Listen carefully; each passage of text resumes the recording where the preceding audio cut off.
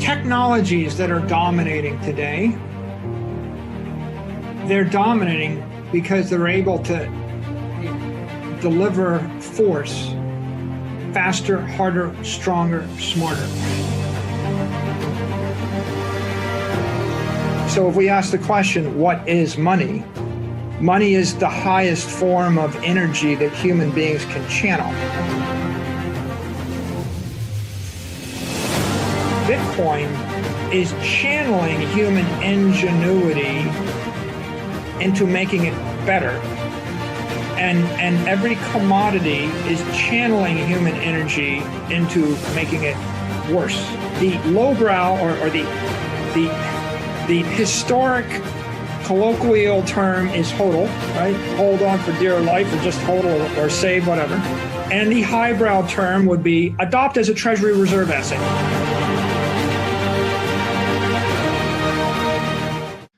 Hey guys, so as you learned by watching the What is Money show, Bitcoin is the single most important asset you can own in the world today. And so this begs the question, which I'm often asked, how does one build their Bitcoin position?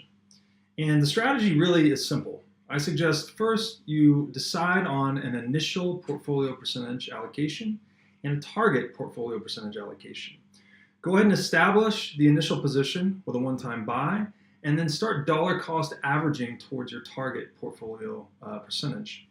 And you can also complement this by buying Bitcoin price dips to further increase that position and reduce your cost basis. And finally, I suggest to everyone to take custody of their Bitcoin, to move all of their Bitcoin into self-sovereign custody, because again, Bitcoin left on an exchange is not Bitcoin, it's a Bitcoin IOU. And for those of you living in the US, there's no better choice than Swan Bitcoin to do all of the above. So Swan lets you set up automatic recurring buys for Bitcoin, also lets you facilitate one-time buys for buying price dips. And finally, they let you set up automatic recurring withdrawals into cold storage, which is a really big deal. And all of this they provide at the lowest fees in the business, approximately 0.99% per year for weekly buys of $50 or more, which is about 70 to 80% less than Coinbase by comparison. And the best part, Swan is a Bitcoin-focused, education-first company. They publish great content on their Swan Signal Live podcast. They publish a lot of content in their newsletter and website, and their team is just the absolute dream team of Bitcoin. I would say check out their roster. It's growing every day, but it's a super impressive group of individuals. And so with that, I would highly recommend you check out swanbitcoin.com/breedlove. You get $10 in free Bitcoin for signing up. And it lets you stack sats with myself and the rest of the Swan team as we continue the fight to restore freedom, truth, and virtue in the world through Bitcoin. All right, thanks.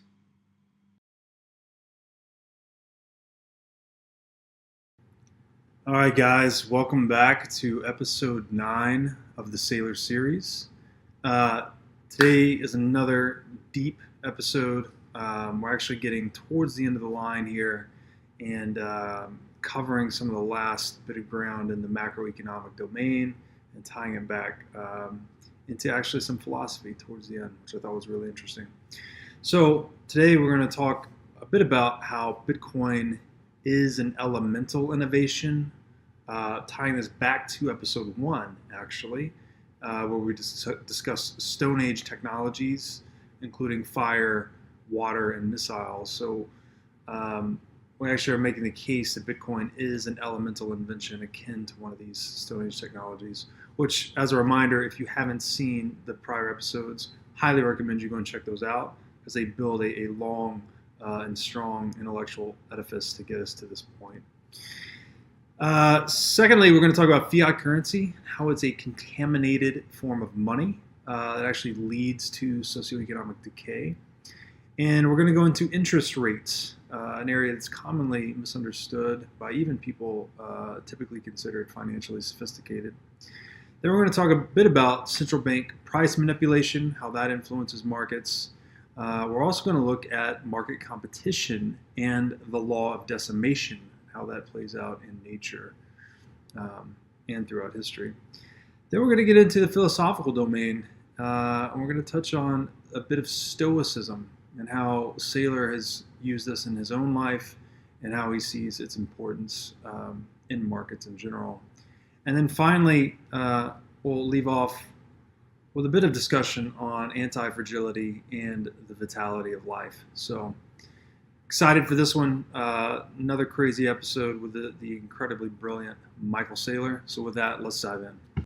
Sort of the purpose of humanity has been to channel energy through our intellect, right? That's how we've developed everything, essentially.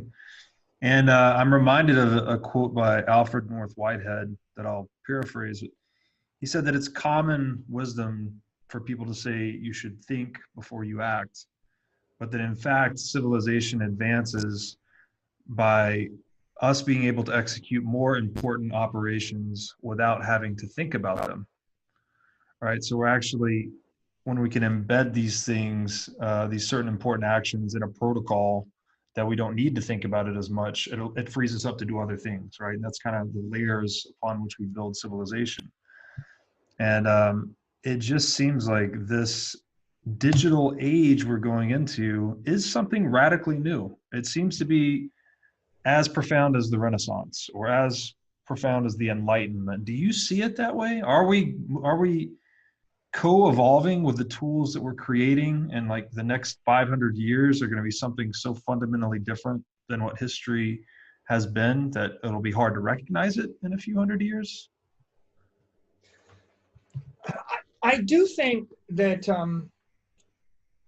the creation of Bitcoin and the creation of the first effective crypto network is an elemental force. It is a true invention akin to the discovery of fire or the discovery of atomic energy or the discovery of we could make a list of a lot of fundamental things. Maybe one interesting thing is just the science of or the science of sterilization, right? Germs, medicine, modern medicine, and the awareness of the importance of sterilizing instruments and the way that disease spreads, right? Immunology. Once we figured that out, we were able to go from living 50 years to living 70 years because we realized that we were just, every time we entered into a medical procedure, including the birth of a child, we were moving into an unsterile environment that was life-threatening. In fact, soul-sucking, right? Life-stealing, right? The death rate from childbirth was huge, right? The average life expectancy was short, and we needed that breakthrough to realize that we were swimming in germs, and the very simple solution is wash your hands, sterilize your instruments, and you put that together with antibiotics, and the human life expectancy jumps by 50%. So what if we're actually doing economics with dirty money? And so we've been using monetary energy, which is bleeding, right? It's the same way as operating with non-sterile instruments, and the patient keeps dying, and we don't know why. And the significance of Bitcoin is we're going from defective money, which is somewhere between toxic. It may just be bleeding, like ineffective, bleeding 2, 3, 4% a year, or it's toxic when it gets to -10 or -15% real yield. So using toxic money, how is that different than using toxic instruments when I commit surgery on you? Like, how is it different than feeding you toxic food? I think we're breaking through this new world. We sterilize our instruments. We encrypt our money. We're moving toward a science of non-toxic economic energy. Madame Curie died of radiation poisoning. And she died of cancer from the radiation. They didn't realize that radiation killed you, that it caused cancer.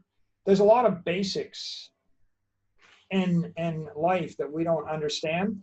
A big breakthrough in health is when we realized that sugar was toxic.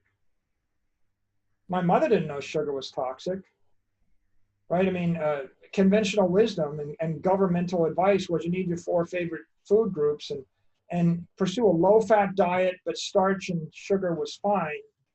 And of course, now we know that too much starch and too much sugar makes you insulin resistant, makes you type 2 diabetic, gives you cancer. My mother became diabetic, became overweight, got cancer. We thought it was just unfortunate. Doctor said, we don't know why these things happen. It's just unfortunate. You know, if I could go back in time, I'd be like, I know exactly why it happens. I know exactly how to solve it now, right? Don't eat sugar, don't eat starch, stop eating, fast.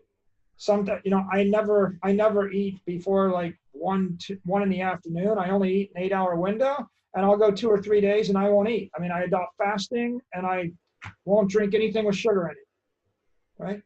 You want to live a long time, don't dose yourself with sugar. It's toxic. The instruments are toxic. The germs are toxic. We killed George Washington because we bled him to death. Toxic. The money's toxic. That's fundamentally the issue. The money is toxic. That's the fundamental issue with inflation. And if we segue into the discussion of inflation, everybody keeps thinking there is no inflation because everybody focuses upon a market basket of consumer goods. And if you look in the US and you look in Europe, they leave food and energy out of the basket of consumer goods. And they say, we left out the highly volatile food and energy from the index. Well, highly volatile means it went up. And then the number would change. Right. Volatility is another word for signal. We left out everything that actually changes in price from our price index. Right. Okay. It literally is like a Jedi mind trick. And it's like a triple mind trick. It's like we have a consumer price index and we've left the prices that vary out of the index. Oh, check. We have a consumer price index. Well, first of all, it's not a scalar, it's a vector. It's an n-dimensional vector dynamically changing in time. You've just created a scalar. We've created a market basket of things that we think you want. Yes, your basket is what I want. The market basket of things that you want does not include assets. No, I would never want to buy an asset. Only rich people buy assets. Poor people do not buy assets. How do poor people get rich? You have to buy assets to go from being poor to being rich. I didn't go from being poor to being wealthy by not buying assets or not creating assets. You create them or you buy them. So the entire field of inflation is defective. And the irony is that 99% of the economists that talk about it, they already have accepted the notion that a market basket of consumer products and services is acceptable, and it's acceptable to throw out energy and food. And I never seen an economist say, why don't we actually define the things that a 22-year-old is going to want to buy by the time they're 32? And here's one thing, early retirement. All right. I want to retire. I want to buy early retirement by the time I'm 32. How do I do that? I need to buy a bond that pays me $75,000 a year in interest, risk-free. And I need for the $75,000 a year to pay my living expenses. And if the interest rate was 7%, then I need $1 million for that. But the interest rate goes to 0.7%, I need $10 million for that. Mm-hmm.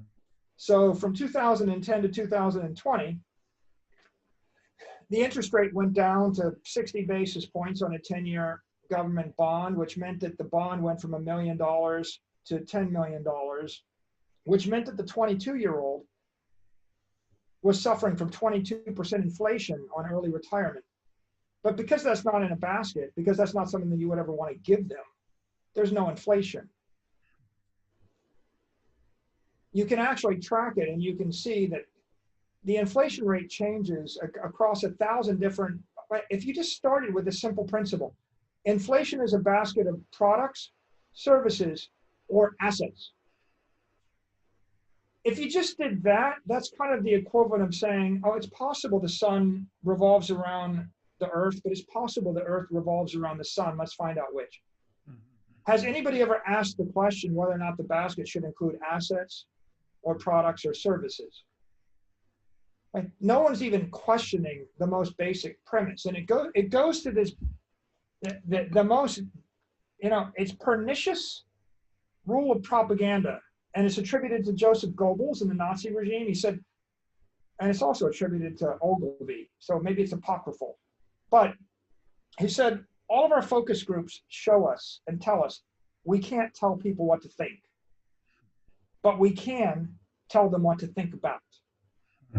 I cannot change your mind once you've made it up, and if you have an opinion, but I can get you to focus upon something. So if I just keep saying inflation, CPI, and it didn't go up, and this is what it is, when's the last time 100 million people said what we really wanted to buy was early retirement?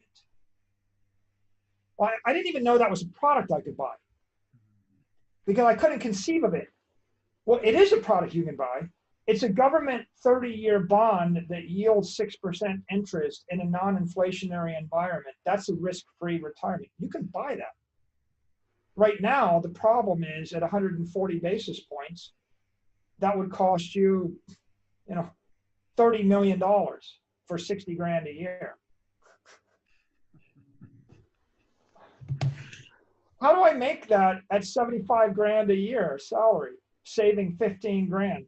If I'm making $500,000 a year and I save 100,000, I pay 200,000 in tax, I make 300 grand, I save 100,000. If I save 100,000 for 20 years, I've got $2 million, and investing that in the government bond at 60 basis points or 100 basis points, I've got nothing. Yeah. Wow. So the problem starts with the fact that inflation is misdefined. The right way to think about it is every single product, service, or asset has an inflation coefficient. And the inflationary coefficient, right, that's the rate at which the price will change as I pump money into the money system, as I pump fiat. Right. And so the coefficients vary, and they're a function of the scarcity of the asset, and the demand for the asset, the information content of the asset, the material cost or the variable cost of the asset, and then the modularity of the asset. If I can stamp out the asset 1,000,000 times out of a factory, it's going to be less inflationary because the fixed cost is higher and the variable cost is lower. Cell phones, mobile phones will not be inflationary because everything's in the fab. Software will not be inflationary because there's no variable cost. Streaming music on Amazon Music or Apple Music will not be inflationary because I can stream it 1 billion times. A Picasso will be inflationary because there's only 20, 50, 100. Right. The best 5 acres of beachfront property in the middle of Miami Beach will be inflationary to the extent people want Miami Beach. 5 acres in Ohio will not be inflationary because there's a lot of land in the world. The only land people want is in the middle of New York, the middle of London, the Hamptons, Miami Beach, the middle of LA, the middle of San Francisco, the middle of Tokyo. You fly across this country and look down, there's enough land to park 10 billion people on 5 acres each. Right. If you look down, it's just got to be in demand and scarce. May I ask you a question about this? So the coefficient itself, in my mind, would be a product of the scarcity of the good or service relative to the scarcity of the money it's denominated in, right? Such that if the money supply is outpacing the production of the good or service, that good or service will inflate in price, right? And then, so to your point, it's not a single variable. It's not CPI as inflation. Everything has its own inflation rate. And then second part of that question would be, why is the narrative surrounding inflation so distorted? Do you think it's intentional by governments that are clearly heavily indebted? Because I don't see any equitable benefit to inflation whatsoever. It's purely a mechanism for reallocating wealth. And I don't understand why the narrative's so distorted. 200 years ago, people thought they had to bleed George Washington to death to save his life. And everybody agreed on it. People, the whole point of paradigm shifts, right? Is everybody agreed that the sun revolved around the earth. Everybody agreed the world was flat. Everybody agreed that humans would never fly. I mean, everybody agrees on stuff until they realize that they're just utterly and totally and horrifically wrong. And so in this particular case, I blow a bunch of liquidity into the system. Let's say there's $50 trillion worth of energy, like pick a number, any number, and I blow $10 trillion worth of money in the system. And so there's still 50 trillion worth of energy, but now the money is diluted by 20%, right? So if I have a product and I can measure the pure energy content of the product, then if it's 100% pure energy, the price has got to go up by 20% if I expand the money supply by 20%, assuming it's completely liquid and in demand. What's an example of that? Like maybe a bond. Like right. A pure financial instrument, something that is a ribeye. Something that is tangible and you cannot produce it with any less energy. Right. This is why proof of work and Bitcoin is so important. If it takes me a tangible amount of energy to produce that thing, then its inflation coefficient is going to be like 100%. And on the other hand, the cost to produce a streaming YouTube video, is going to be the energy content is 1% of the value added or the value in use, and 99% of the value in use is information, but not and non-scarce information. Mm-hmm. So it's got a variable cost of 1%. An iPhone's got a variable cost of 30, 35, 40%. Right? Everything's got a different variable cost. Gold's got a much higher variable cost, right? Right. Because it's holding its energy. So when you look at all these things, you'll be able to calculate different inflation coefficients and therefore different inflation rates across an array of thousands of things. It'll be different inflation rates in New York City, Manhattan versus, farmland in Kansas. It'll be different. Right. So you can't say, oh, this asset class. There'll be different inflation rates on different stocks, right? Because it'll be a function of you notice if the cash flows are likely to continue from the stock, right, subject to or less affected by inflation, then it's going to go up. So I think that the pernicious mistake everybody makes is they don't really think about energy density and information density of their products, services, and assets. They're not applying conservation of energy.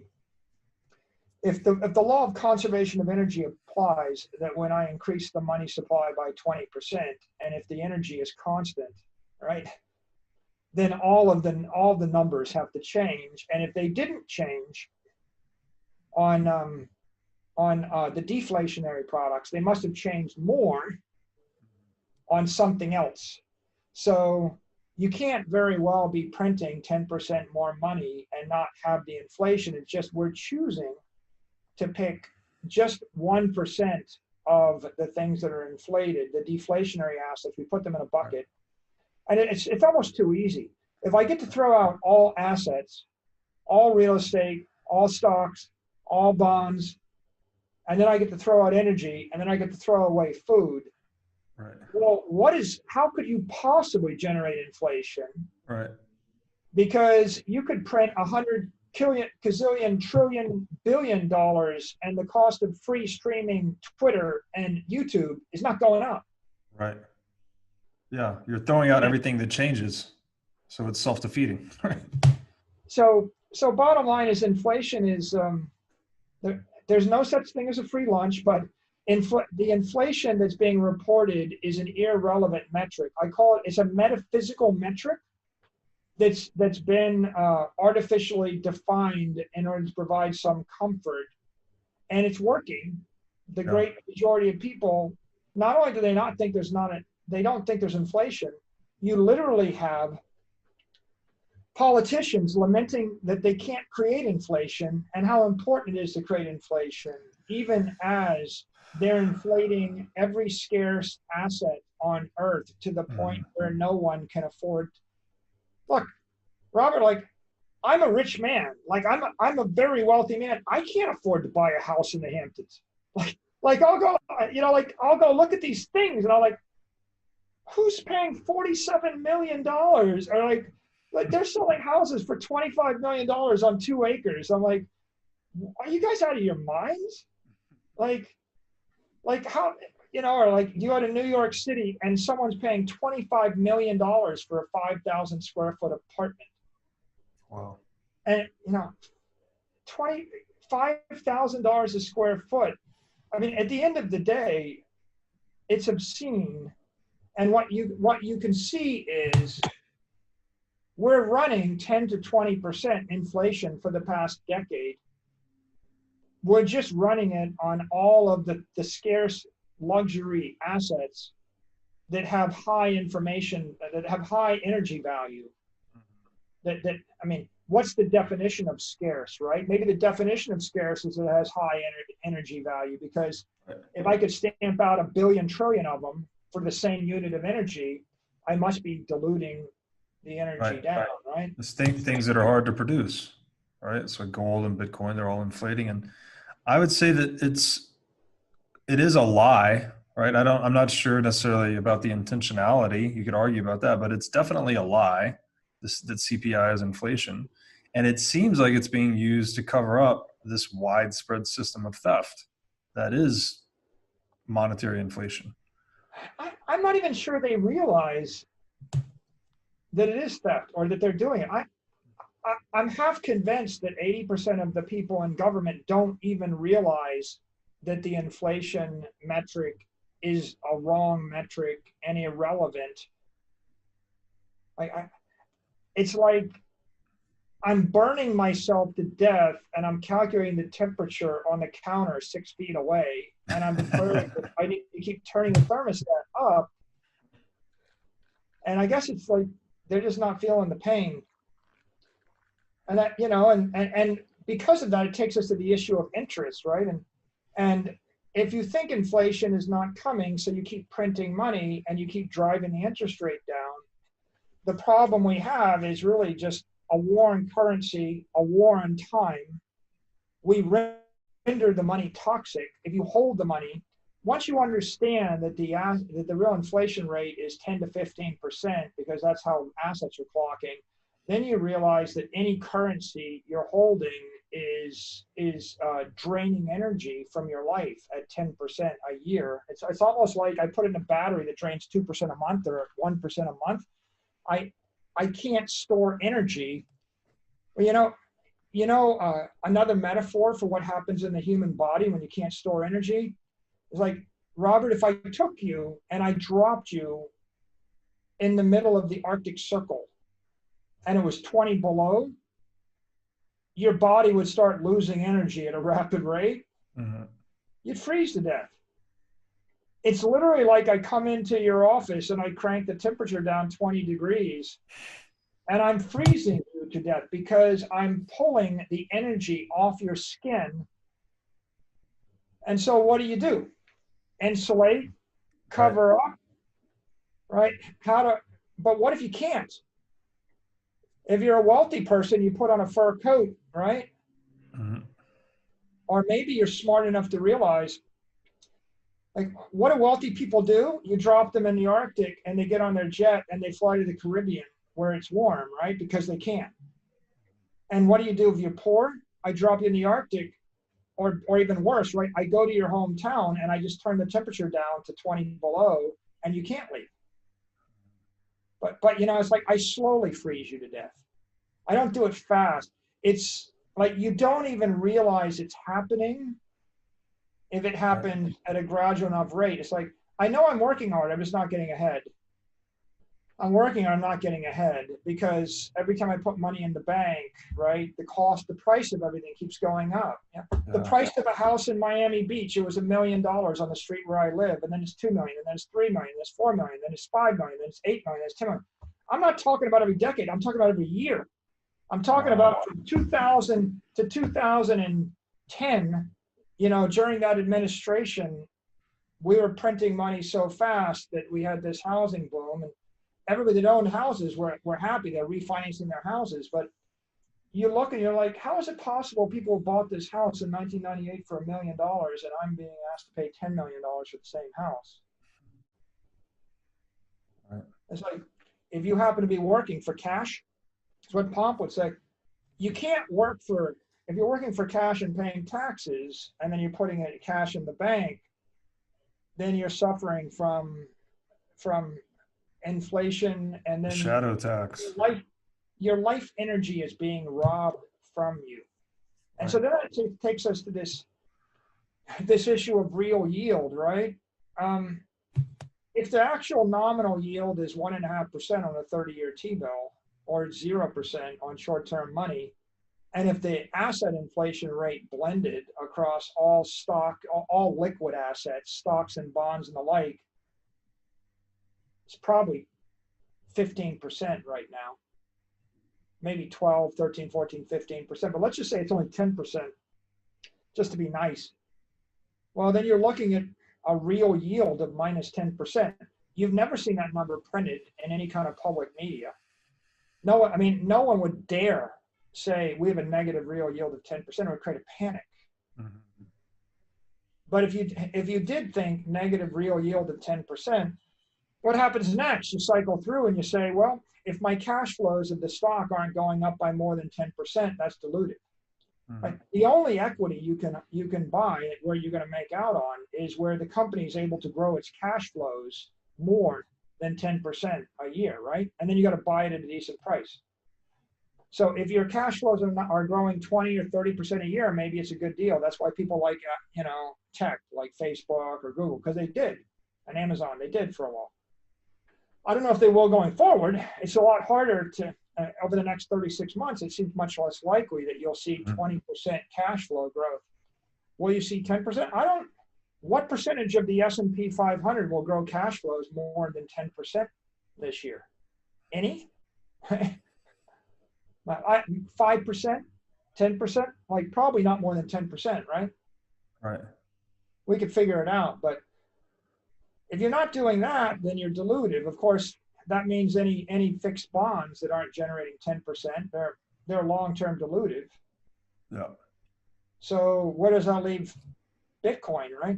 Well, Bitcoin's got a positive real yield because you're not getting hit with that 10% currency debasement.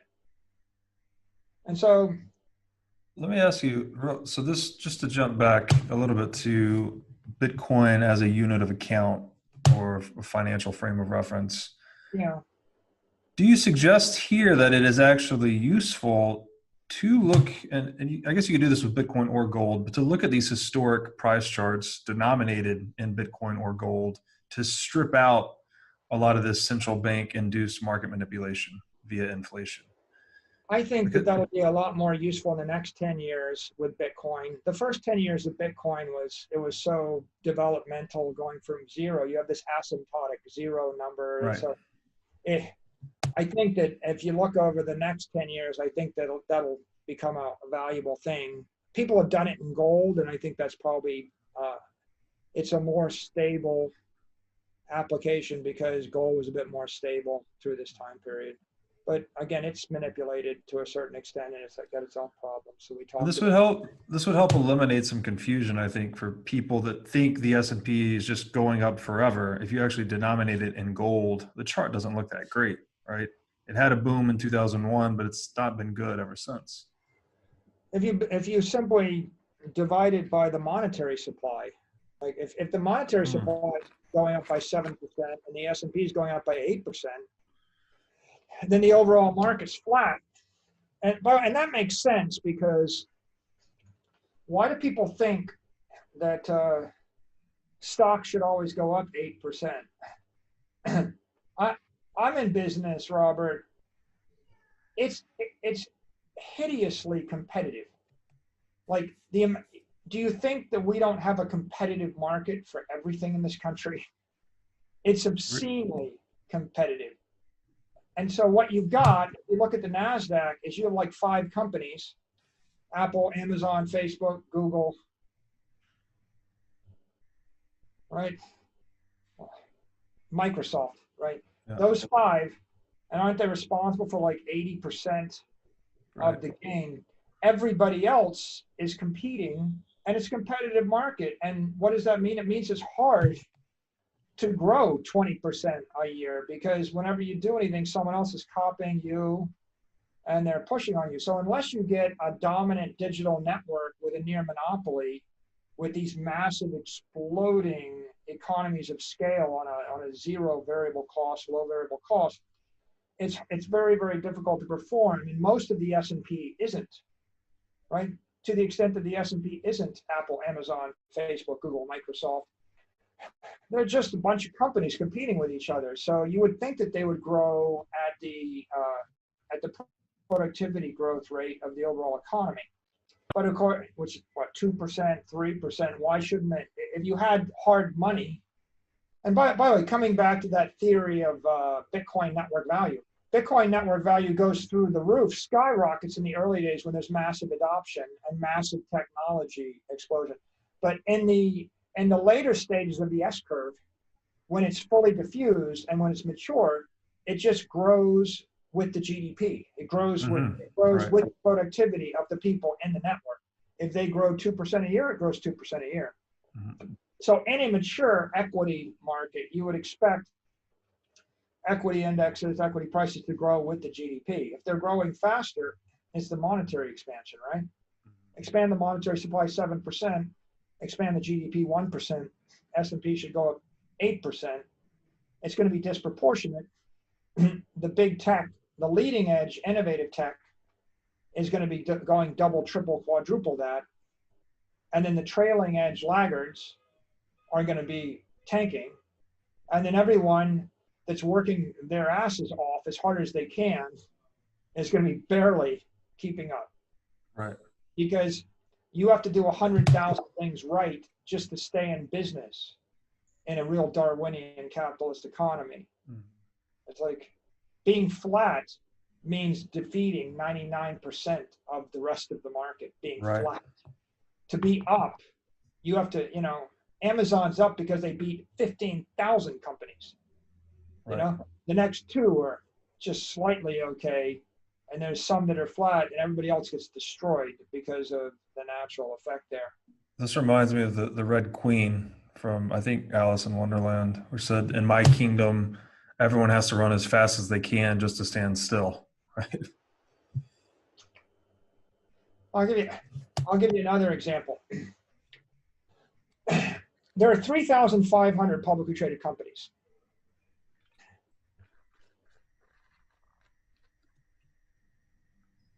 .99% of humanity. Right? That makes you the number 1 out of 10,000 people. If you were smarter than 99.99% of humanity, there are 750,000 people on the planet smarter than you. And 99% of them want what you have if you have $1 billion. If you have a publicly traded company, 99% of the people that are smarter than 10,000 other people don't have what you have. And they can probably raise $1 billion and chase you, right? They're harder, they're smarter, they're faster, they're stronger than you are, right? Like I'm sitting at a company, it's one of 3,500, and the world is full of people that are smarter than me, that can raise $1 billion, that want what we have, want what I have. That's Darwinian competition. Like there's the view from one side of the table, which is, oh yeah, well, you made it, you're successful. there's the view on the other side of the table, which is there's a guy that's going to work 80 hours a week that's going to be surrounded with 100 other people. They're going to work 70 hours a week. They're going to raise infinite money that are going to target you and do everything they can to take your market from you. Now, that's a very humbling observation. That's why you can't rest on your laurels. There's something beautiful, right, in that terrifying concept. That's what drives humanity forward. Keeps you honest, right? It is the core of Stoicism, and it reminds you your best chance is to focus all of your energy, all of your assets on just this one thing that you're going to be the best in the world at, and you better stay humble. If I take my own business, I came public in 1998.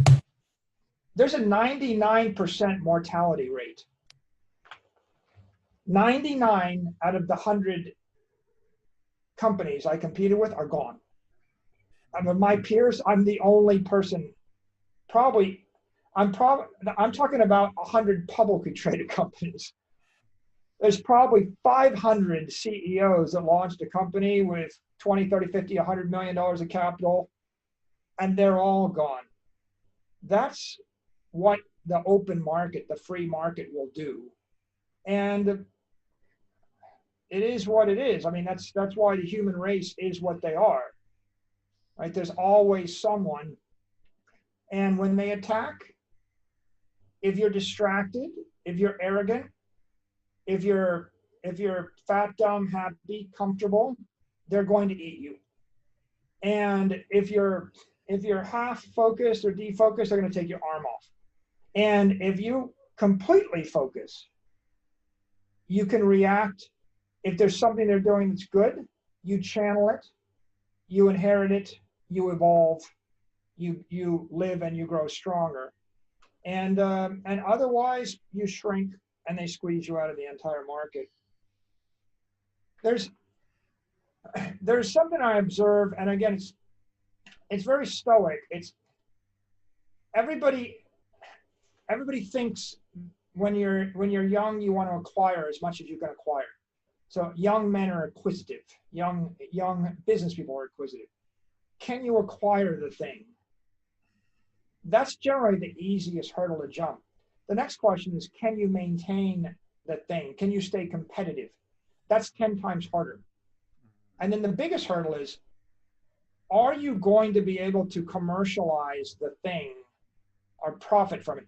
Can you buy something or build something and continuously improve it forever so that you're competitive, and then do it in a manner that is cheaper such that you can charge more for it than it costs you to do that thing? That's obscenely hard. So typically everybody thinks that they can acquire something. Then when they realize the maintenance requirements, they fail. And then very few people ever get to the point where they can commercialize something. You can apply it to a boat. Everybody wants to buy a boat. And then they're like, oh my God, this is really expensive to maintain a boat. And they're like, I can't afford to maintain the boat. But if they buy the boat, they got to spend 10% a year to maintain it. And then at some point, the question is, can you enjoy the boat? They're like, oh, I'm spending all this money on the boat, but I never have time to go out and use the boat. This is just crazy. This is weight around my neck. I got to get rid of this. Mm-hmm. It's an example of being too ambitious in your acquisitiveness, and it illustrates the law of decimation. And the law of decimation is, in the ancient Roman Republic, if the legion screwed up, they killed 1 out of every 10 men in the legion. Actually, they made the 9 kill the 10th in order to remind them that they should stay disciplined. At random, right? Yeah, random. Randomly kill. They didn't kill them all because there'd be no legion left. So, but 1 out of 10 is going to die if you break ranks and retreat. So is their ultimate punishment, law of decimation. But you can apply it to everything in life, Robert, but it goes like this. The universe tends toward entropy and disorder. If something will go wrong, it does go wrong. That's Murphy's law. The law of decimation is 1/10 of all the moving parts in anything will break in any given year. If you have 10 employees, one will quit or become unhappy. If you have 10 moving parts, one will break. If you have 10 plans, one will blow up in your face. If you have 10 features, one of them will stop working. If you have 100, 10 of them will stop working. If you spend $100 million on something, you have to spend $10 million to maintain it. You're going to have to divert 10% of the cost of anything to maintain something. I talked about steel will last forever, quote, if you maintain it. Most people don't maintain it. It costs a lot of money to paint a steel ship. Most people, they budget for the acquisition and they underestimate the maintenance because they don't have the humility or the life experience. This is, by the way, the problem with building Rube Goldberg devices into crypto networks. That's the problem with all the complexity with Ethereum and all the complexity with some of these things. It sounds good on paper, but when you put 187 moving parts into something and when one of them breaks and the entire thing crashes and burns and you die, it wasn't worth it. You know, when you're young, you overestimate the value of functionality and acquisition, and you underestimate how expensive it's going to be to maintain things. And then you really underestimate this last issue. Can you enjoy it? This is a basic rule of life. Can I buy the thing? Can I maintain the thing? Can I enjoy the thing? Right? Men are always reaching beyond their fingertips. Sometimes women do. It's like they want too much. They're empire builders. This is why Napoleon should not have gone to Moscow. This is why Hitler should have not have gone to Moscow. This is why you don't fight a war on two fronts. This is the essence of Stoicism, but Stoicism is really a philosophy that is very consistent with thermodynamics and entropy and complexity theory. And if you've ever run anything complicated or built anything complicated or been responsible for anything complicated, you know stuff breaks. Do you think this, we'll call it a law of nature, that 10% of the components in a complex system break down and require maintenance annually? Is this connected to the religious tithing, you think, where you're actually supposed to feed the flame, right, with 10% of your profit to maintain the institution? I think it's interesting the extent to which you see the 10% number pop up on an annual basis. 10% is the maintenance obligation on a boat. 10% is the tithing obligation for thousands of years. 10% is a reasonable estimate. You know, for a house with 187 light bulbs, 18 of them will burn out. Right? It just pops up over and over again, my only real explanation is just friction, randomness, chaos, life, corrosion, weather, right? Termites, bugs, bacteria. Like, the same would be true with your body, right? If you're talking about maintaining yourself, you got to actually allocate time and energy to maintain yourself. And a lot of times people underinvest in their own health. And then when they underinvest in those things, they blame it on genetics or they blame it on some unfortunate occurrence. We don't know why this happened. It's very unfortunate. These things just happen sometimes. You know, I'll end with one thought on Stoicism, and Nicholas Taleb would appreciate this one too. It's like, the words don't matter, the action matters. Okay? Words are just words. And that applies to Stoics, you and me, and Marcus Aurelius. I think one of the great paradoxes of history is Marcus Aurelius was the last emperor in the line of the Antonines during the Golden Age of Rome. And there's Trajan, and there's Hadrian, and there's Marcus Antoninus, etc. And for about 100 years, that was the Pax Romana. And each of those emperors was elected based on virtue as an adult, and he adopted his heir. And they typically adopted a 40-year-old emperor who had had a career in the military of virtue, and he was tough and responsible and grounded in reality. If you're a general in the army campaigning and you get drunk and screw around, right? Your soldiers put a knife in you. Right? You're not going to make it. In order to keep the respect and stay alive in wartime around a bunch of guys with weapons, you better be a good leader. And they better respect you because you're leading them to their death if they don't respect you.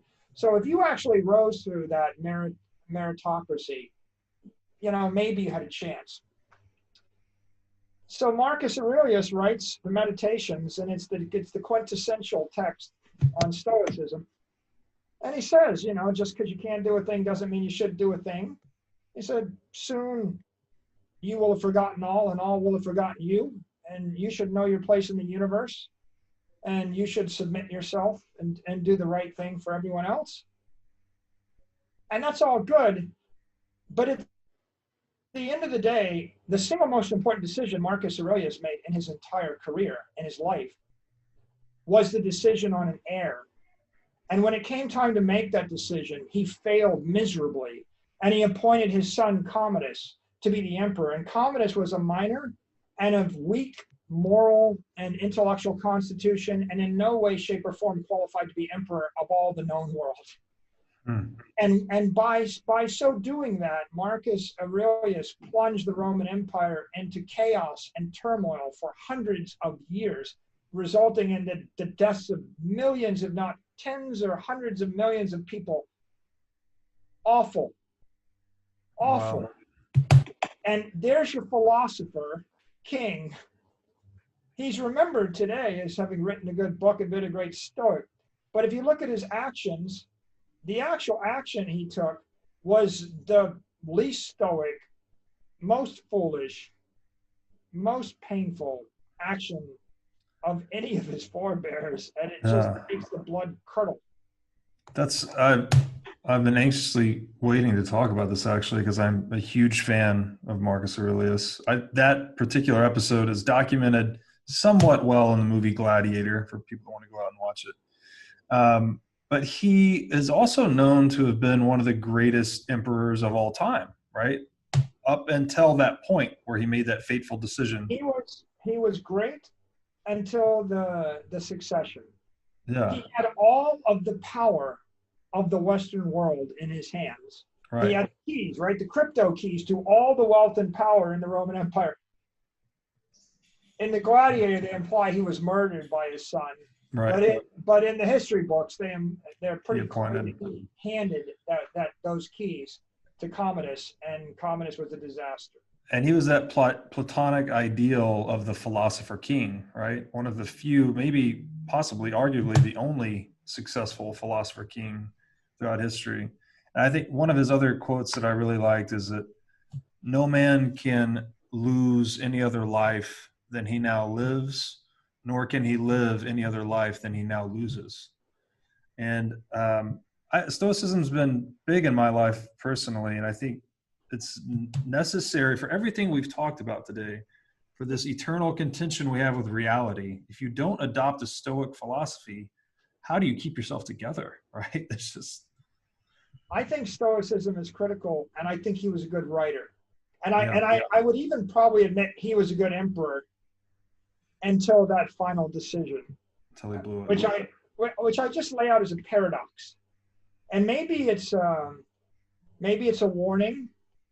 And the warning is you could live a great life, and you could be a great writer, and you could be a great thinker. But at any given point, it's always that last decision. It's that, you still have time to snatch defeat from the jaws of victory. Right.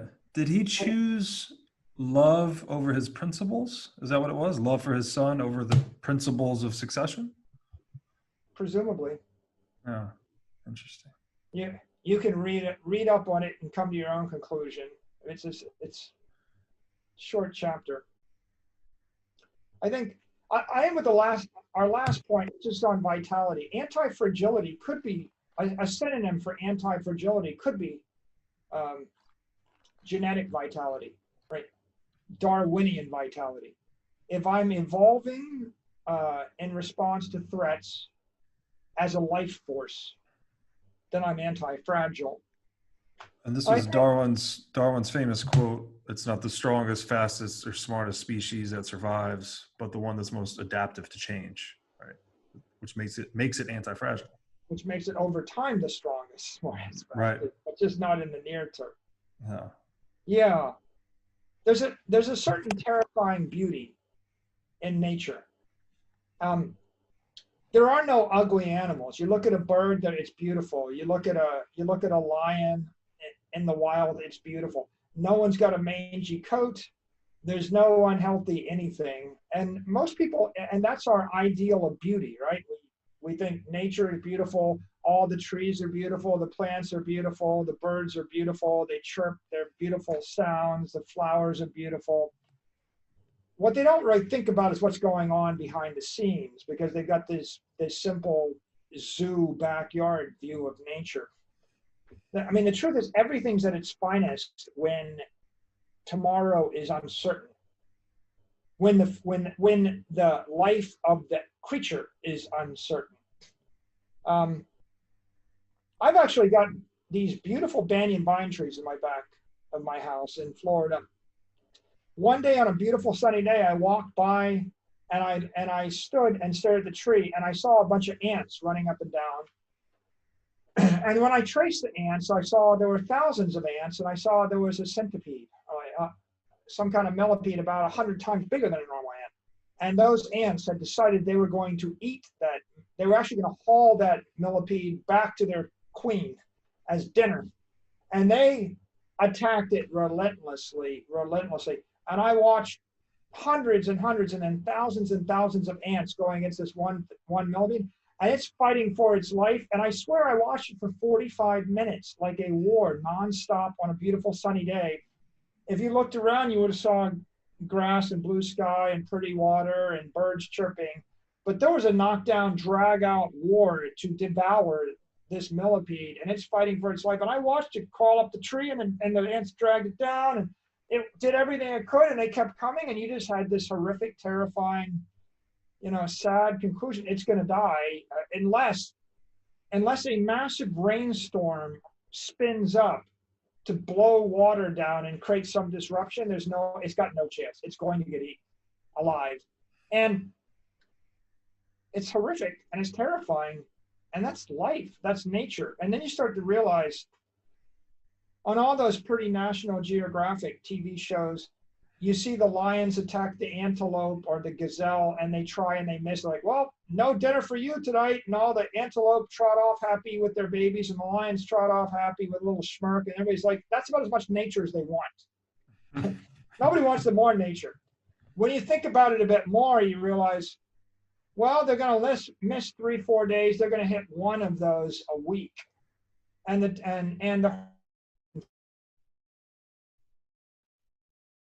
99% of them are going to live, but one of them is going to die. And over 3 years, they're all going to die. And over 3 years, they're all going to be eaten by the lions. And that's nature. Everyone and by the way, every week that goes by, it's like they're clicking on a carousel. And the oldest one is getting slower and a little bit tighter and a little bit less flexible. And if they don't get the old one, they're going to get the unlucky one. And that's why every one of them is beautiful, because they're all in the prime of their life. And the same is true with all the predators. They're all in the prime of their life. When they get a little bit old, a little bit hurt, they get driven out of the tribe or out of the pride, and then that's the end of it. So in nature, the life expectancy of those wolves or predators or lions is 5 years, and in a zoo, it's 15 years. And if you want to see a fat, mangy, lame one, you'll find one in the zoo. You won't find one in wild. And the same is true with the rest. And when those two herds, when they go at each other like that viciously, they're both strengthening. You take away the wolves from the deer overpopulate, they eat all of the trees all die. The trees die. They destabilize the bankment of the river erodes. Everything, the riverbank gets screwed up. All the greenery dies. All the deer are gone. All the wolves are gone. You want to fix the river? You put the wolf back in. The wolf scares away the deer. The trees grow. The roots stabilize the bank. The river flows. All the wildlife returns. This beautiful thing we call nature is in continual dynamic equilibrium. And everything about it is getting stronger and harder and faster and getting cold all the time. And the Mother Nature is supreme, and men with delusions that they will defeat her, right, are gonna be disappointed, right? So the great challenge, right, is this paradox, and the paradox is the paradox of the engineer versus the zookeeper. We see nature, we want to engineer a better world for ourselves, and it can be done, but we can also reach too far and try too hard, and try to make water flow uphill, and try to make time flow backwards. We can try to shake our fist at Mother Nature. We can defeat all of those natural forces, and if we try to do that, the energy consumption goes up exponentially. And eventually it goes up to such a level that we deplete ourselves of energy. And we end up like those natives on Easter Island, where you chop down every tree to build your monuments to your gods, and pretty soon there's no canoes, and pretty soon there's no fish, and pretty soon there's no food, and pretty soon there's no you. All you've got is your monuments to your God, and you're all dead because you depleted the energy in the ecosystem in pursuit of over-engineering your reality. Let me ask you about that point, which I think is fantastic. It seems to me like the free market is the economic expression of that Darwinian equilibrium, and that possibly with the implementation actually of central banking, which is it's antithetical to a free market institution. It's a monopoly. It has, I guess, in our attempt to over-engineer the economy, we have disturbed that Darwinian equilibrium in the economy, and that's why we're having all these haywire consequences like inflation and negative rates and so on and so forth. Yeah, we've stopped it, right? We've attempted to stop time and interfere with nature. We're trying to freeze that dynamic equilibrium that's being continually calculated all the time. We're trying to turn nature into a zoo.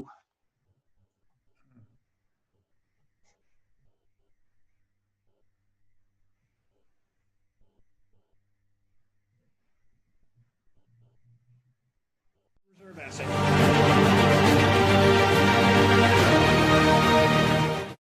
Okay, so that was episode 9 with Saylor here in the Saylor Series, and wow, what an episode. We started off this series actually with a discussion of Stone Age technologies, which Michael laid out his thesis of how mankind is the dominant animal in the world because we channel energy across time and space more intelligently than in any other animal. And he really built the foundation by drilling into our use of fire as one of the primordial energy networks, our use of water as a hydraulic energy network for overcoming gravity, and our use of missiles for actually competing at a distance. And in that lens, if we consider that that is the overarching goal of humanity, right, is to more intelligently or more precisely channel energy across time and space, Bitcoin is an elemental innovation, right? It's the only system we've ever had throughout history that allows us to channel energy, effectively at the speed of light, and store it in a way that is totally or virtually totally loss minimized, right? There's no unexpected inflation, for instance, and there's very minimal transaction fees, just enough to sustain the network. And you could contrast this with something like gold, which we touched on earlier, that just depreciates at 2% a year at least, or something like fiat currency, which tends to depreciate much faster. So it takes a lot maybe to get to here. It's a whole reframing of your worldview. But I think Saylor just did an excellent job of that. And I love the example he gave where describing immunology actually is another one of these elemental innovations where we figured out antiseptics, we figured out how to use clean medical instruments and disinfectants and whatnot, and the discovery of penicillin, for instance. All of these things that helped us insulate ourselves from the entropy of microbes, right? To conduct medical and biological experiments and operations with less exposure to the entropy of nature, just catapulted our life expectancy, right? We almost overnight went from, say, 50-year average life expectancy to 70 years. So I wonder, and I love this, the way he describes it is doing business, right? We're conducting economics thus far in history with dirty money, with contaminated money. And you could analogize this to doing surgery with contaminated medical instruments, right? If you don't decontaminate your medical instruments and you try to perform surgery on someone, you're going to cause an infection and you're going to cause death. And this was actually a major cause of death throughout most of history. So through a similar lens, if we're trying to build socioeconomic systems using a money that's contaminated with the uncertainty of inflation or confiscation or deauthorization, it tends to make me believe that the system we would build would be more vulnerable to death as well. And I think that a quick study of history will show you that typically the debasement of money tends to presage the collapse of the civilization. So when the money becomes extra contaminated, this tends to be a specter or a harbinger of its ultimate demise. So I love this analogy. And it really gets into the entropy aspect again. If we just consider that entropy is uncertainty, we want medical instruments that are free from the uncertainty of microbial infection. We want economic instruments that are free from the uncertainty of inflation, deauthorization, and confiscation. Like, it just makes sense. The more certainty we can add to our tool set, whether in the medical or the economic domain, the more longevity we can give the organism or the organization, right? It just makes sense. So, and, as Saylor said earlier, monetary energy being the highest form of energy that humans can channel, and channeling energy across space and time being the highest aim of man, that effectively monetary energy is life energy, right? It gives us a claim on all of the forms of energy. So we can think of encryption, actually. I think Saylor tweeted this at one point, that encryption was the destiny of all money. The destiny of money is to be encrypted. We can think of encryption itself as a sterilization function or process for money, right? We've actually disinfected the money by encrypting its rules and its supply. And this, that kind of harkens back to something we talked about in earlier episodes as well, where consumer packaged goods, when we're able to vacuum seal foods and store food energy in a stable fashion at room temperature, that was a game changer.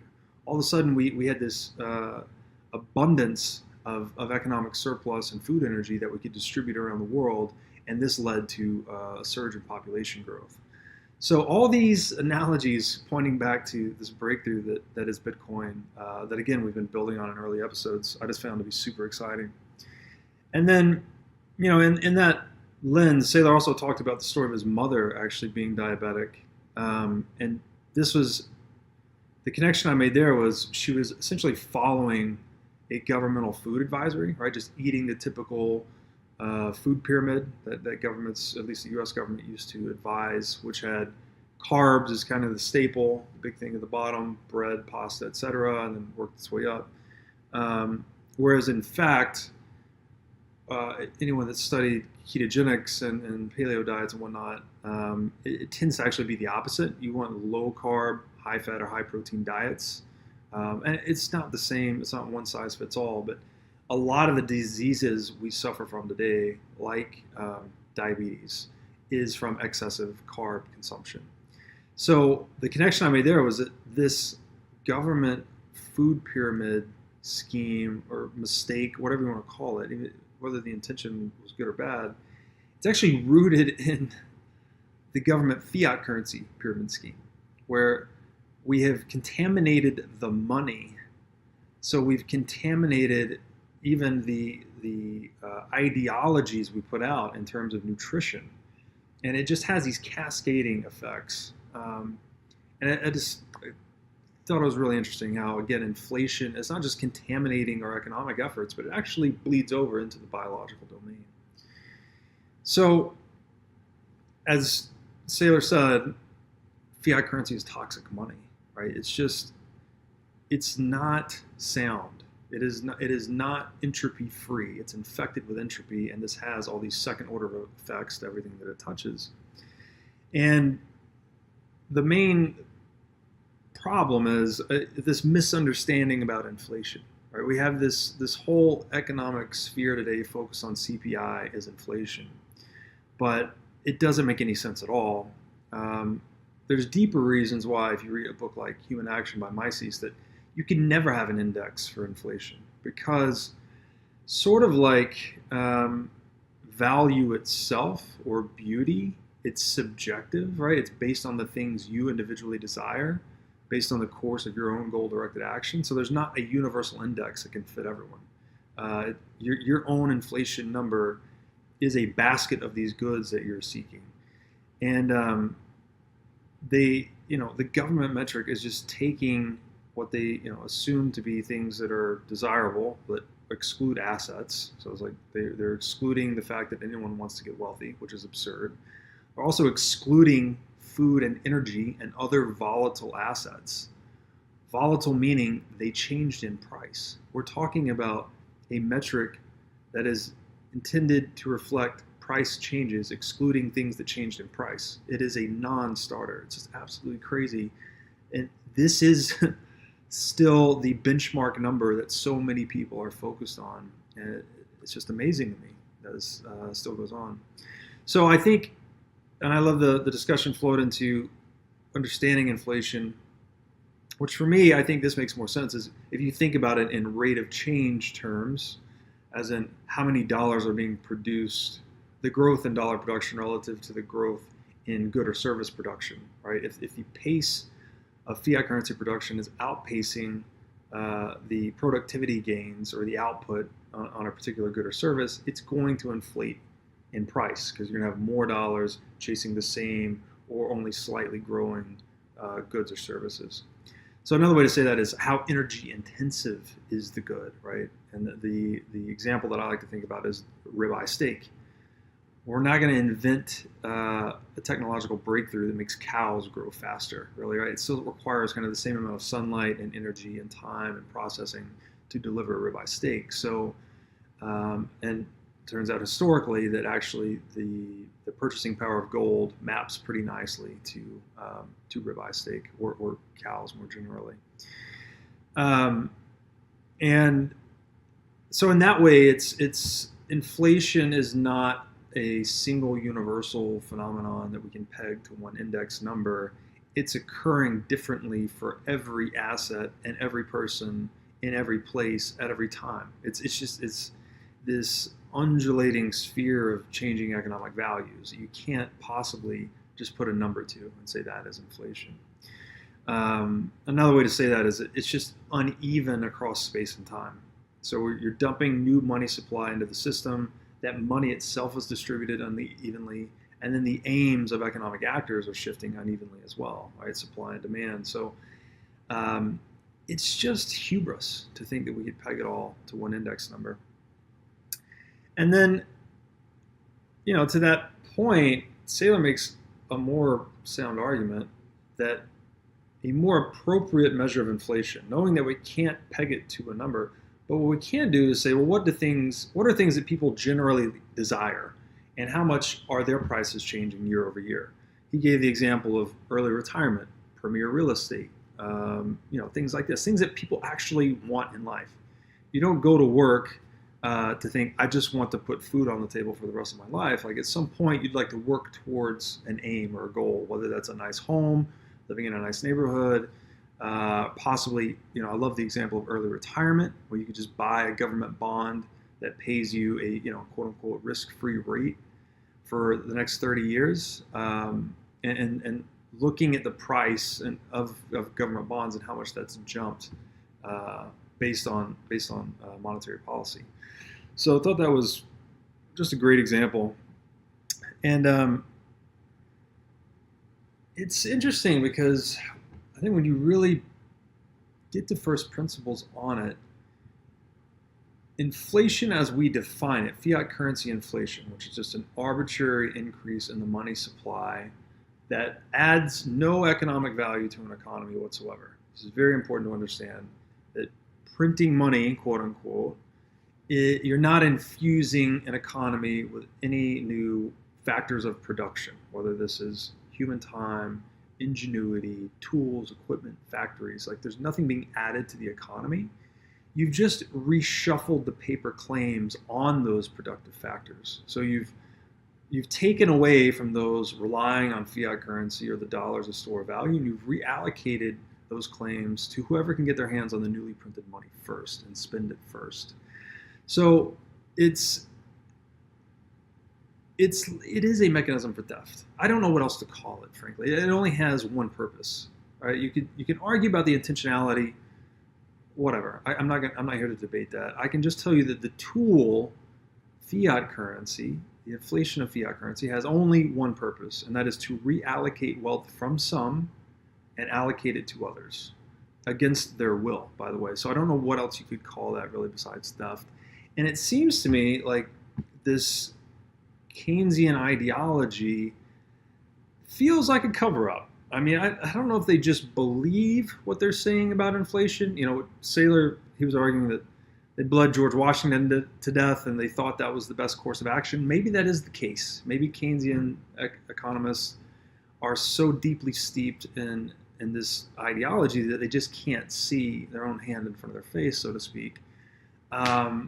Or perhaps it's something more nefarious, more of a propagandistic thing. But regardless, I love the point that he tied this into an old, I think it was a German propaganda machine. It says their study showed them that they can't tell people what to think, but they can tell people what to think about. And it is amazing to me how many sophisticated investors I've talked to about Bitcoin and macroeconomics over the years, and people are just anchored to CPI as inflation. It's as if this wool has just been pulled over their eyes, that they are satisfied with the answer presented to them versus thinking more deeply about it. I can't help think it's related to this, right? It's pushed as the representation of inflation, and people just accept it at face value, which is just a really bad deal all the way around. So we got into a bit of discussion about interest rates, and his analogy of actually suppressing interest rates is freezing out market participants or sucking the air out of the room, right? We're actually, if you consider that the interest rate is the price of money, money is this tool for trading time and energy, we could consider that the interest rate is the price of time or energy, effectively.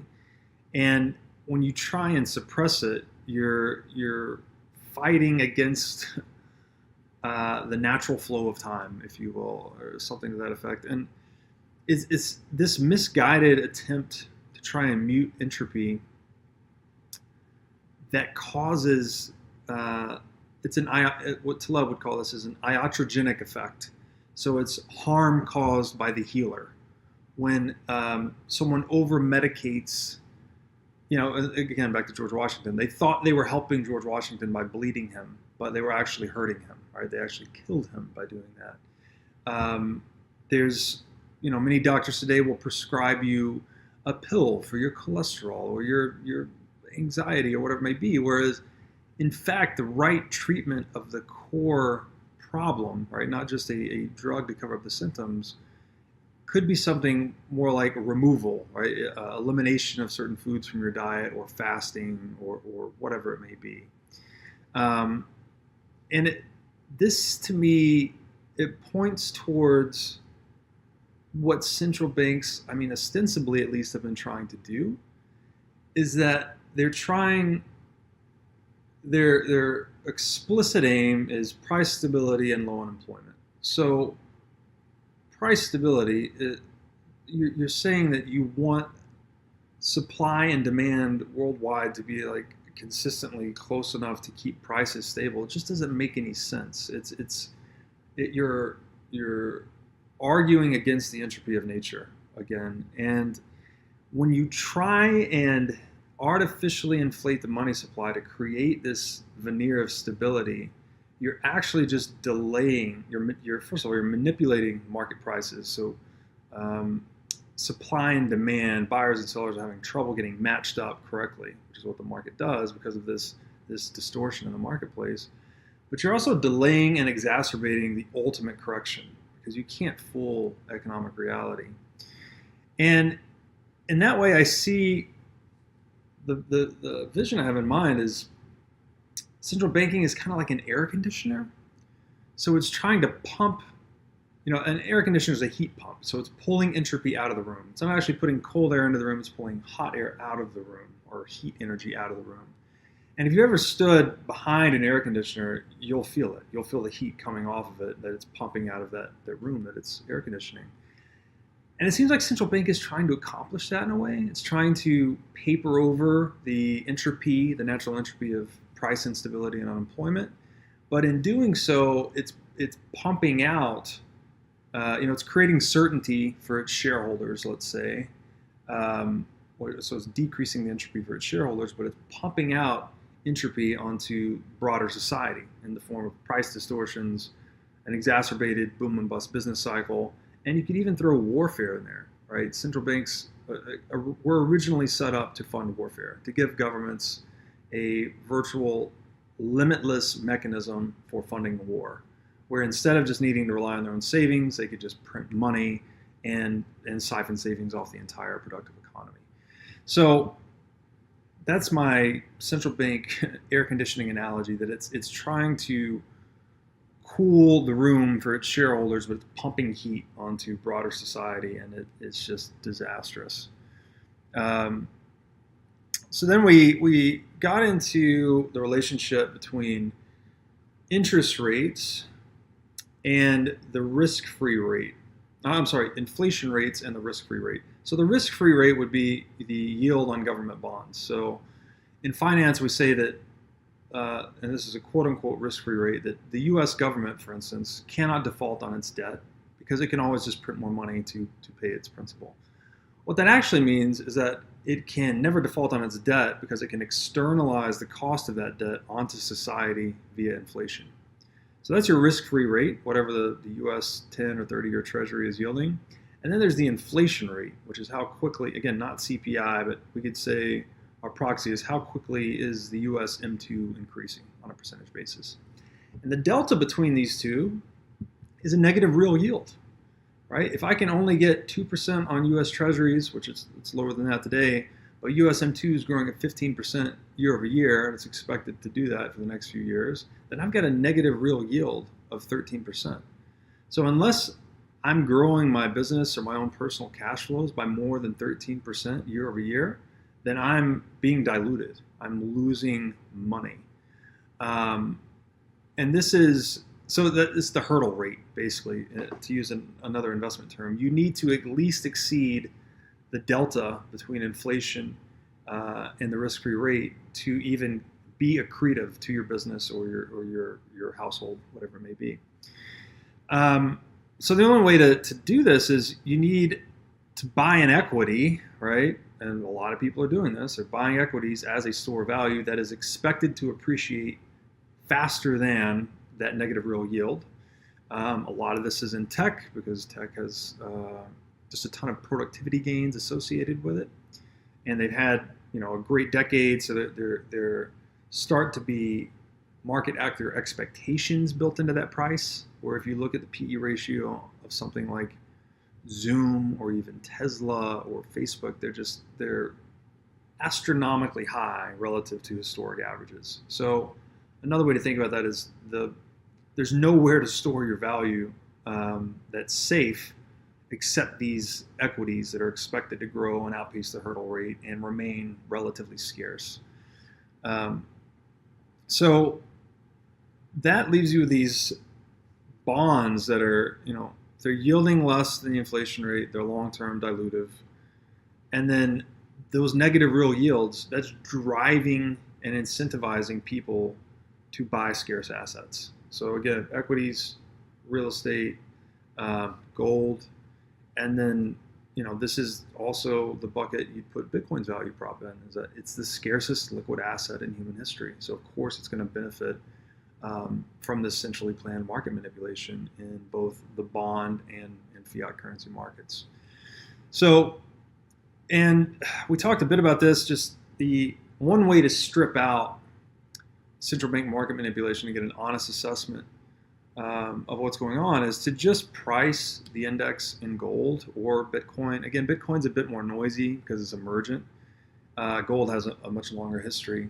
Or to Saylor's point, you could also price it in the change in money supply. And this will strip out a lot of the manipulation. So if you look at the past decade in the S&P, it's just been one long bull market. You price that same chart in gold, it's flat. It hasn't done a lot. So that's, I think, really important as far as changing your economic frame of reference, which is what's so tricky about talking about these things, about like what is money, because it's an a priori perception. And a priori means no priors. So it's kind of like you're looking at what is looking, so to speak. And people just, the a priori economic language today is dollars for most people. This is what they think in, it's what they trade in and negotiate in. But you have to look at the dilution occurring in that frame of reference, which is the dollar. So it's a bit of a meta thinking, but it's really important for coming to sound economic conclusions and calculations. And then we got into, which I thought was really interesting, the competition and the law of decimation. Saylor made the point that even if you're smarter than 99, I've never thought about this. Say you are one of the top 0.1% most intelligent people in the world. You were smarter than 99.99% of humanity. There are still on this planet 750,000 people smarter than you. That's just crazy to me to think of it that way. And in the digital age, I think what we're entering is this age of excellency almost, where because the bounds of location have been lifted through digital tools and technologies, it's no longer good enough to just be the best local guy at whatever it is, singing, for instance. Maybe you're a Billy Joel impersonator or something. It's no longer a good career strategy to just be the best Billy Joel impersonator in your neighborhood, because people have YouTube now. They can go and look at the best Billy Joel impersonator of all time, or maybe even Billy Joel himself, and that they can seek their entertainment there. So you start competing for audience with the best of the best in any domain that can be conducted remotely, which increasingly is every domain. So this means that excellency is going to have more of a tendency to rise to the surface, and that markets more typically are going to converge on winner-take-all dynamics. So it changes things a lot. This non-locality or not being bound by geography really changes the game a lot in a lot of ways. So Saylor's point was you've got to focus your energies to compete well on your specialty, whatever that is, whatever skill set or unique ability you have, whatever gift you might have, and you got to stay humble. And you just really have to focus on that and developing it to the best of your ability. But but also maintain the humility I think necessary to succeed and learn and grow. And anytime, as he was describing his experience at MicroStrategy, it's ferociously competitive. Anytime you become arrogant or comfortable or resting on your laurels, one of those 750,000 people are just going to eat you up, right? They can go out, raise a bunch of money. They want what you have by definition if you're successful. So if anything, digital tech has made the world more fiercely competitive, which I thought was really interesting. And as far as the law of decimation, we brought up the point that in ancient Rome, there was the law of decimation was anytime the soldiers broke ranks or retreated, that 10% of them would randomly be put to death. And they would make the other 9 put the 10th to death. And what this was a massive disincentive to malperformance. So everyone had a big incentive to hold the line, so to speak, and to act in a concerted effort, because if they didn't, if they got fearful or started, kind of operating their own individual best interest in a battle where you need the collective effort of the battalion to win, then they're engaging in this lottery where either they're going to be put to death or at least 1 in 10 of their friends is going to be put to death. So I thought that was really interesting. A really good system for inducing skin in the game. And it turns out that this is, again, kind of getting back into natural law, it's sort of a reflection of what we observe in nature, and that 1 in 10 of any system with 10 moving parts, 1 is going to break down per year, roughly. So a 10% breakdown in parts or features per year. And thought that was interesting. I observed that as just being, again, we're creating these systems that are intended to confront the entropy of nature and deal with it in certain ways. Well, that has a cost, right? And every year, by some universal magic, that number tends to be about 10%, which I thought was interesting. And this pointed back to steel. Saylor referred to, like, steel will last forever if you maintain it. So you need to expend the 10% whatever per year to maintain it in terms of painting it. Maybe this is also related to the religious tithing, which we see as like a 10% contribution annually to the institution. And that's across a number of religions. And I think this too points to a strength of Bitcoin, is that it actually has minimized moving parts.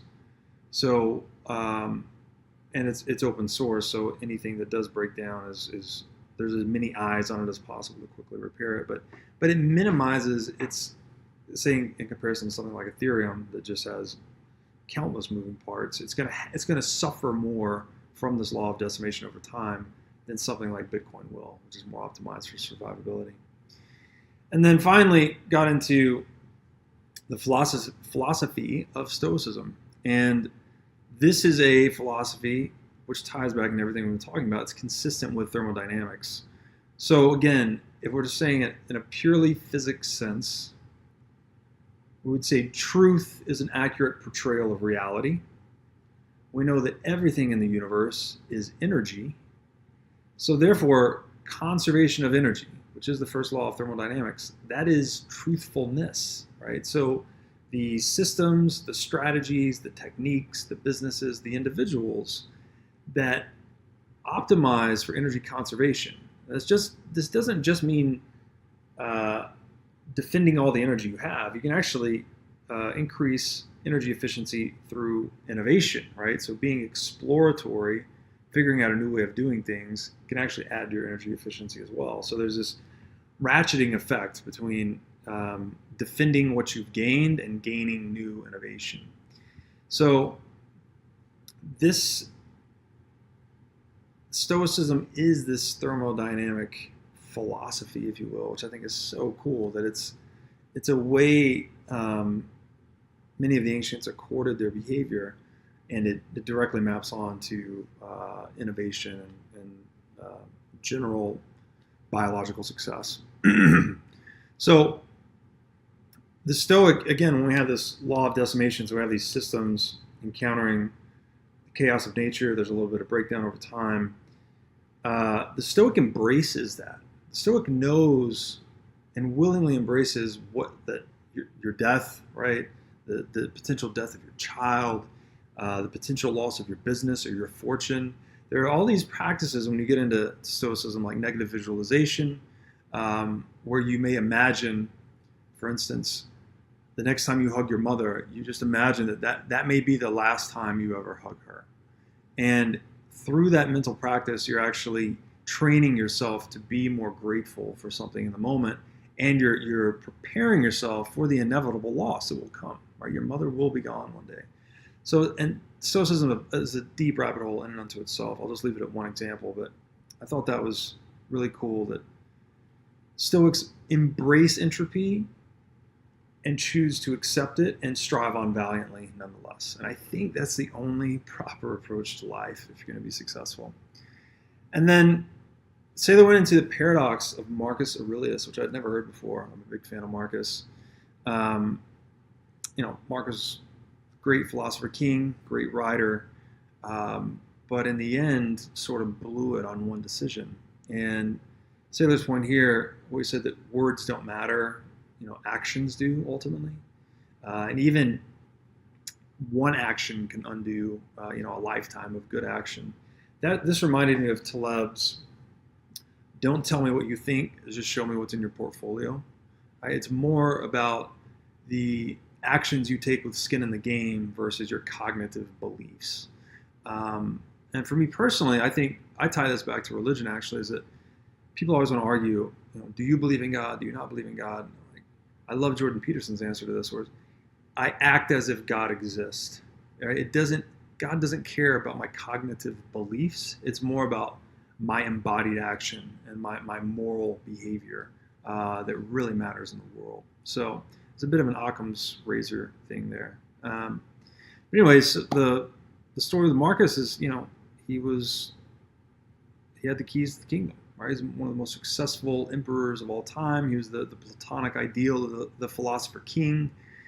And he, on his final decision, essentially, and as emperor of Rome, decided to break duty, break with tradition, break with the Stoic protocol, if you will, of appointing the most competent man for the job, for succession, and instead appointed Commodus, which was his son.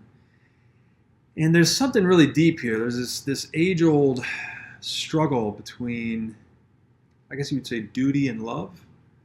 And I don't know, this one left me thinking. So I'd be excited to hear some of your guys' feedback on this, but it's really fascinating to me that we had this, guy we held in such high regard, and then at the last yard line, so to speak, he just fumbled the ball. But I don't know if it was, as I asked Saylor, I don't know if it was based on love for his son or something else, but it'd be really interesting, right? If you made this decision out of love, so to speak, yet it still proved to be the wrong decision for civilization. Just a mind-bending thing, but that was super interesting. And the warning there is, you can live a good life, you can be a good leader, a good writer, whatever, but you have to always remain humble and never become arrogant no matter how much success you've had, because there's always that opportunity to snatch defeat from the jaws of victory, as Saylor put it, which I thought was brilliant. And then finally, we completed the episode with a discussion about antifragility and vitality. And I loved this point that animals in the wild are all beautiful because they're constantly being conditioned against the chaos of nature. Right? Once they've went past the tipping point of misfitness, they're no longer serving their highest and best function in the world, something else eats them, right? They're gone. So, and it's nature rolling forward and becoming better through this process, this dynamic equilibrium between predator and prey. And it's this natural, Darwinian natural selection that's constantly promulgating excellence and beauty in the world. And it's great to behold. If you've ever watched a nature documentary, it's one of the most awe-inspiring things I think we can watch. So another way to think about this is just nature constantly sharpening her own strategies against herself. So the strategies of animals, the survival strategies, are constantly being tested against the environment, and those that succeed roll forward, and those that do not are weeded out. And so you're left with kind of just by definition the most fit creature for its environment. And when we try and disturb that dynamic equilibrium, we're just exacerbating that correction. So we're instead of having these little corrections along the way, we're giving time for the strategy and the environment to diverge significantly to where an ultimate, cataclysmic return is necessary. And that's what nature does. It always selects and it always restores balance. So all of that tying back into, again, what I think central banking is just a failure of an institution, because it's tried to over-engineer this dynamic equilibrium of nature, right? Where we have price instability and unemployment as a natural product of the business cycle.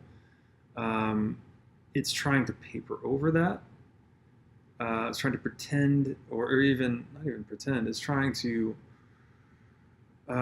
eliminate this dynamic equilibrium and create something that's predictable, right? It's trying to subdue the entropy of nature, if you will, which could be a good intention, but clearly has a poor result, which leads to suppressed interest rates, which is like trying to reverse the flow of time. So it's all of this effort going countervailing to nature that always fails. I think that's the core point here. And it turns nature into a zoo, right? We said every animal is beautiful, but if you really want to see some not beautiful animals, you can actually go to a zoo. They're sad, right? They're in a cage. They're not fulfilling the function for which they were evolved.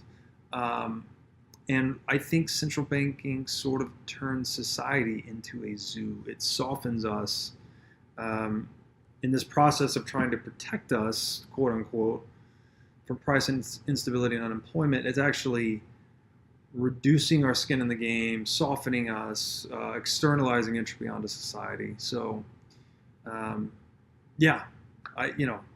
it's another awesome episode. Hope you guys enjoyed this. Saylor and I are going to do at least one more episode. So maybe more after that. We're going to see how it goes. But I hope you enjoyed this one as much as I did, and I'll see you again here soon. Thanks. Reserve asset.